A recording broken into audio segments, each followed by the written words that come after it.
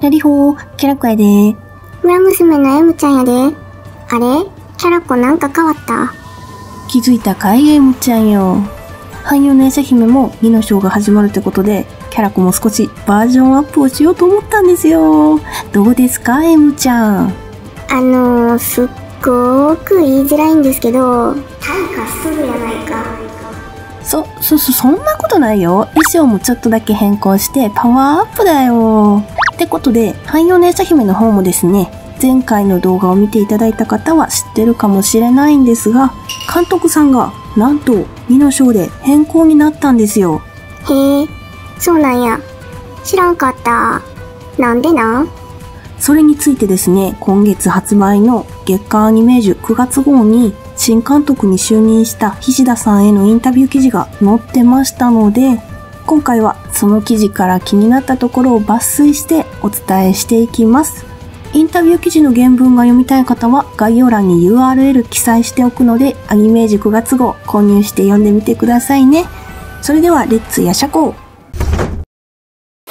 はい。新監督さんについてちょっとだけ紹介していきます。はーい。汎用の夜叉姫2の章で監督に就任されたのは菱田正和さん。犬夜叉は菱田監督にとって演出のデビュー作だったそうです。へえ。20年前から犬夜叉に縁のある方ってことですね。当時は演出や演出助手をやっていたそうで、閃光が走って岩がめくれていく犬夜叉の風の傷や弥勒の風穴のエフェクトは先輩演出の方から無茶ぶりをされて菱田さんが考えたそうです。すごい。めっちゃ迫力あって吸い込まれそうな感じは菱田さんが考えたんや。すごい。語彙力なくてすごい2回言うてもうたわ。決められた手数の中でどうやって派手さを演出するのかがかなり大変だったそうです。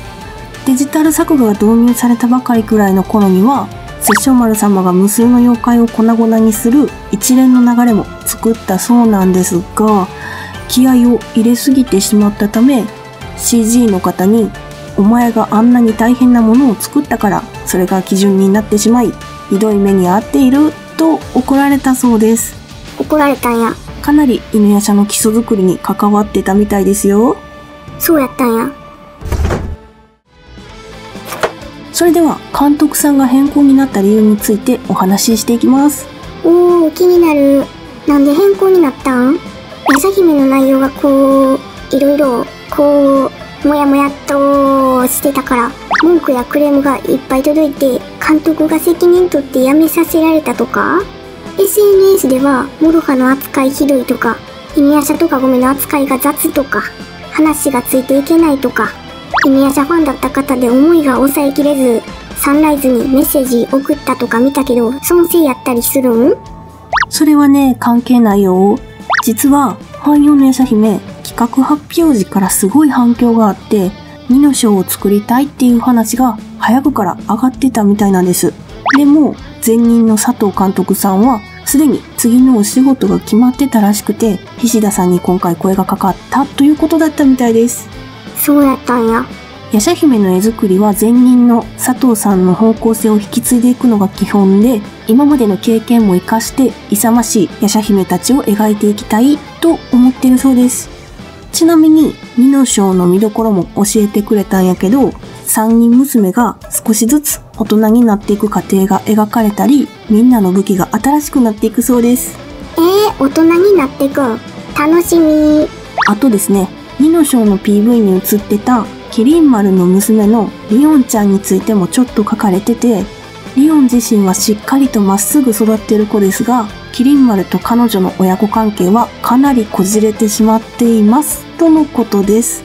マジか、お父さんと仲悪いんかな。そんなことよりリオンちゃんのお母さん、キリン丸の奥さん、誰なんか早く知りたいわ。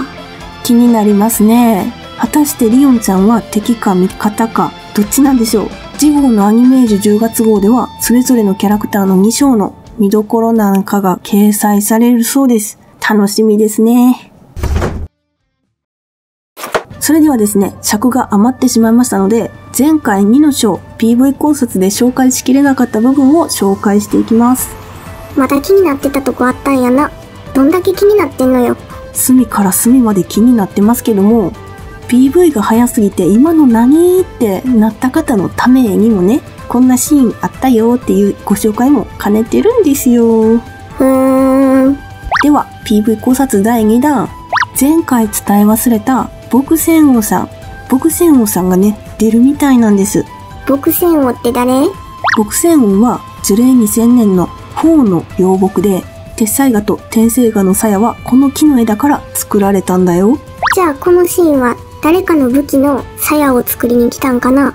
もしくは2000年も存在してるから知恵を借りに来たのかもしれませんね。あとですね、このシーン見てください。3人が背中を預けてるシーン。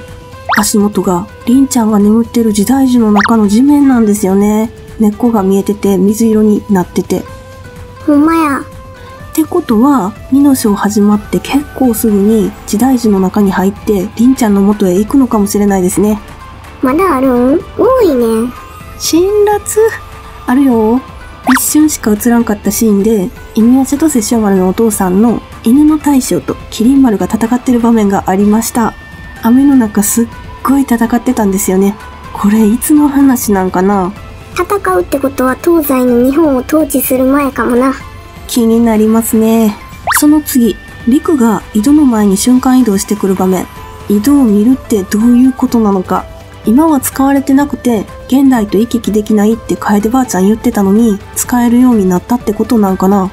使えるようになって、トワたちが中に入って、帰ってくるのを寂しく待ってんのかもな。カゴメ待ってる時の犬夜叉みたいに通い詰めてんのかも。そして、その後には、麒麟治先生が、現代でご神木の前に立ってる場面があって、その後凛ちゃんが泣いてるんですよ。麒麟治先生も凛ちゃんに関係してるってことなんでしょうか。誰や、また凛ちゃんを泣かせやがって、プンオコ。そして、最後の最後の場面。これ、何なのかなって思って、よく見たら、何かの卵みたいなものの上で、リオンちゃんが寝てるんですよね。孵化するのを待ってんのかな？雲の糸に釣られた卵みたいに見えるから、土雲の糸を使うゼロも関係ありそうやんね。あのヒステリックと関係が？リオンからしたらおばさんやねんよな。ということで PV 考察第2弾は以上です。はい、突然始まりました。今回の最多いいね賞のコーナーです。コメント欄で一番いいねが多かったコメントを勝手に表彰していきます。なんや、残業か？まあまあ、記念すべき一発目の最多いいね賞は、ババン。こちら。AH さん。丸様が娘のほっぺ触れるところ、尊すぎんかに決まりました。おめでとうやで。このシーンで何人が鼻血出したんやろかね。献血大助かりやね。血液型混ざりすぎて使えんわ。娘が倒れた時にしか出れてくれない。さすが殺生丸様らしいと言いますか。誰も見てないとこでは案外出れるんかもね。と思っちゃった。プライドの塊やからな。人に弱みは見せへんで。妖怪流の子育て。これからも存分に見せていってください。はい。続きまして、個人的に気になったコメントを表彰していきます。これも記念すべき第1回目の、キャラコラリフォー賞。キャラコラリフォー賞ですね。はい。ネーミングセンスクソすぎなんよ。なんて？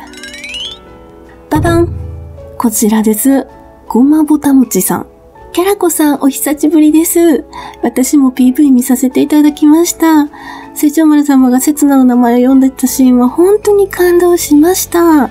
一期の最終話ではトアの名前を読んでたので、しっかりパパしてると思いました。10月の放送が待ち遠しいですね。ワクワク。